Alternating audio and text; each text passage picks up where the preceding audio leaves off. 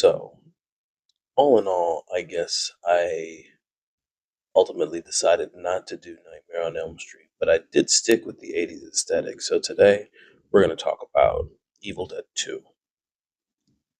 The reason why Evil Dead 2 and not Evil Dead 1, because Evil Dead 2 at the beginning of the movie kind of does a retread of the original. So, the second movie made all the more sense to me. And it's a good setup for the third movie. Anyway, the movie opens up with narrator exposition talking about the Necronomicon Ex Mortis, the book made of flesh bound in blood and written and inked in blood. And the book went missing around 1300 AD, apparently. After that, though, we cut to Ash Williams, my man Bruce Campbell, and his girlfriend Linda, and they're actually heading up to the cabin in the woods so they can have their sexy time. Oh, yeah. When they arrive, Ash just kind of starts wailing on the piano, doing his thing, showing off. Girl, I got the illest finger game around. And then she starts showing off her ballerina skills, like, this is how I'm gonna spin on it. I'm gonna spin on him. Can I just say, Bruce Campbell, his acting in this movie is turned up to a million. Like, he's probably the only person that looks like they're enjoying it more than anybody else. He eventually finds a tape in the crib. It's not really a tape, it's like old school recording device where that looks almost like film. But it's a tape with Professor Raymond Navi. He's explaining where he found the book and what it can do. The Kandarian dagger is also present. But from there, Linda ends up getting taken and possessed. Ash is over there wondering what the fuck's going on, looking around the crib. He can't find her at all. So when he does get outside and he sees her, she attacks him. A man with the power of Samson knocks her head clean off her shoulders with a shovel one time. Yep. Ash goes, ends up burying the body in the yard, puts like a really shittily made cross over the grave, and he goes back in the crib and just trying to get himself together. But before he can, the spirit, the Kandarian demon or whatever it is, it attacks him and he ends up getting possessed. But for some reason, sunlight cures his possession. And some time passes before he wakes up after he passes out in a puddle of water. And when he comes out, it looks like he got dookie on his face. But he looks around, analyzes where he's at, remembers what happened, hops in the whip and tries to drive off, but he can't leave because the bridge is out. So he has to head back. Unfortunately, he gets chased back. Ash gets into the crib and he's doing everything in his power to try and, keep it together at this point because he feels like he's losing his mind. At one point, he sees his girl outside dancing, like her body came out the grave and she's over there dancing. And when he realizes what's really going on, he's just sitting in the chair in the middle of the room. So the house keeps messing with him, just keeps screwing with him. And gets possessed at one point, and it's kind of screwed up because there's nothing he can do about it. Before that happens, though, he had to go deal with Linda because it turns out she really was running around outside. He ends up getting bitten by her head on the little web of his hand between his index finger and his thumb. But grabs that chainsaw, drives it into her skull, That's the end of Linda for the rest of the movie. Shortly after that, his hand gets possessed, like I said, but he has to make the decision to cut it off, and that's the decision he makes. And I give Bruce Campbell all the props because he is hamming it up. The scene with the plates over there, smashing him over his own head, keeps picking him up, smashing him, when the hands dragging him across the floor. It's all pretty trippy. Eventually, though, Dr. Raymond Novi, he was talking about how when he did go to the Sumerian castle where he found the Necronomicon and the Kandarian dagger, he had his wife with him, their daughter, and then some other goober by the name of Ed. Daughter's name is Angie, by the way. So Ed and Angie, they pull up at the airport and they get picked up by fine ass Bobby Joe and this fucking schlub that she's with named Jake. We don't like Jake. Jake is a dickhead. Of course, it's not a good look. You think your parents are going to be at the cabin in the woods. Mind you, they couldn't even get to the cabin in the woods because the bridge was out. So they do this really creepy exchange where Jake's asking for 40 and then he changes it to $100 because Bobby Joe's like, that's not enough, brother.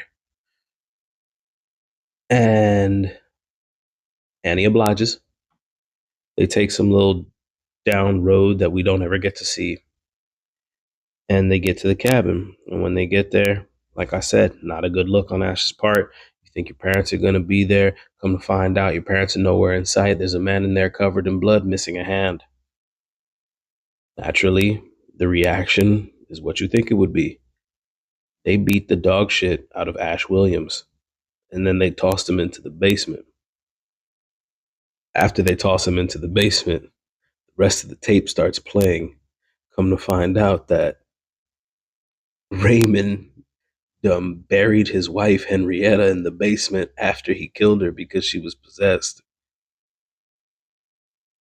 Ash does get out of the basement, but not after Henrietta starts fucking with him. They manage to chain the basement up so that no one can get in or out. And Henrietta, looking all fucked up and whatnot, she's doing her damnedest to try and get at everyone in the crib. The dude that was with Angie, Ed, he gets possessed. It's all bad at this point. Ed flies over to Bobby Joe, and then he just starts eating her hair and then kicks the shit out of Jake. But Ash takes off and he starts yelling at him, calling him a coward and some more shit. And then he comes back in the room and she's just like, oh, my bad. Axe in hand, missing a hand, chops Ed's ass up.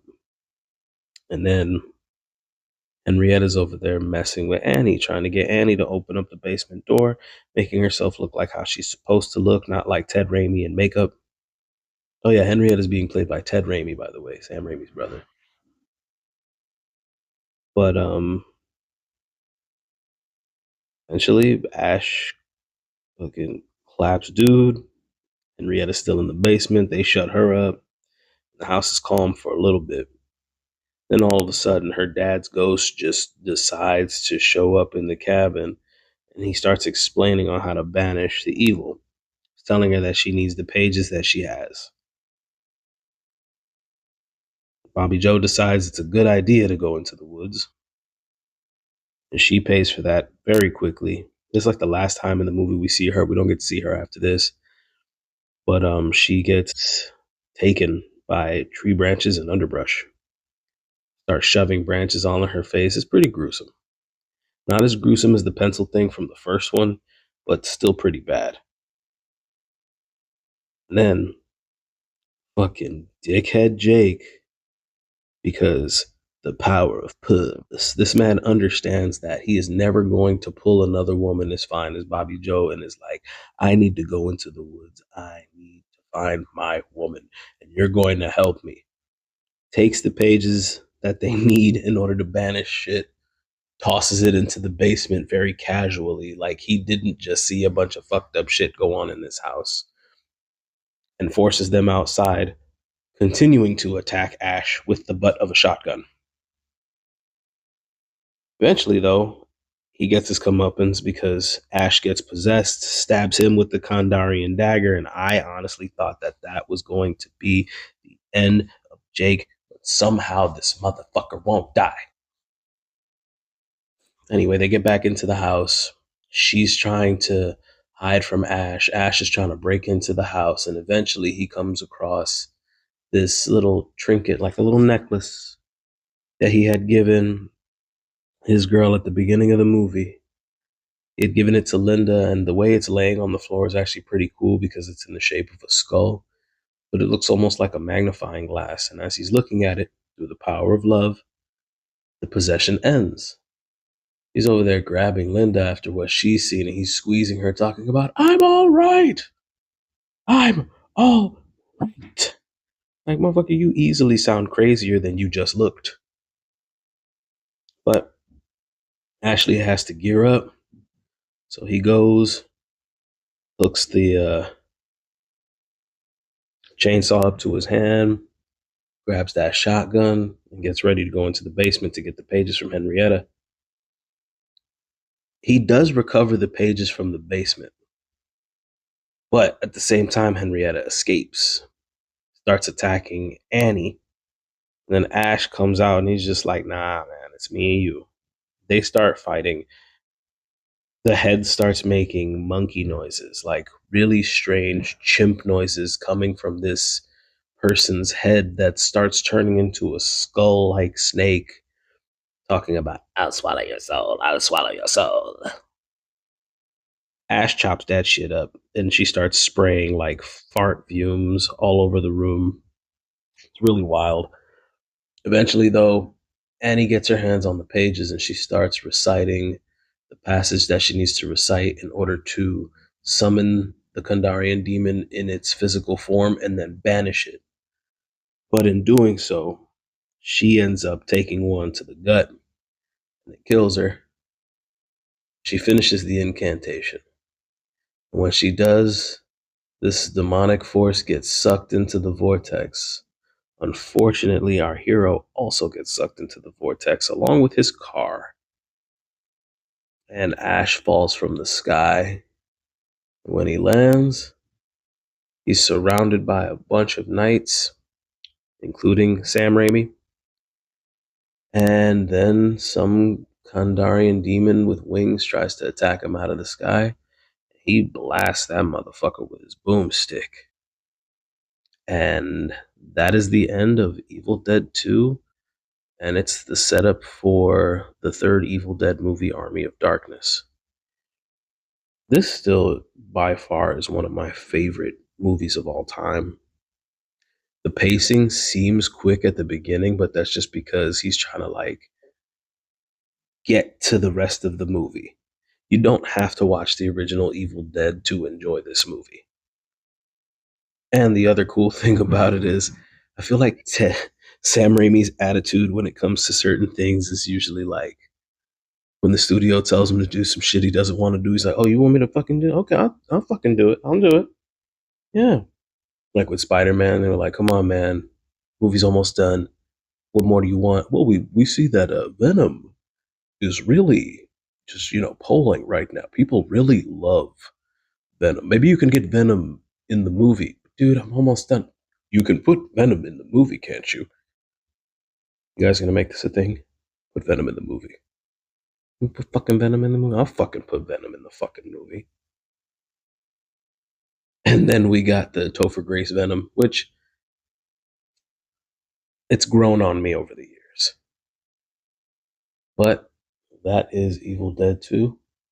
If you've seen it, what do you think? Honest opinion.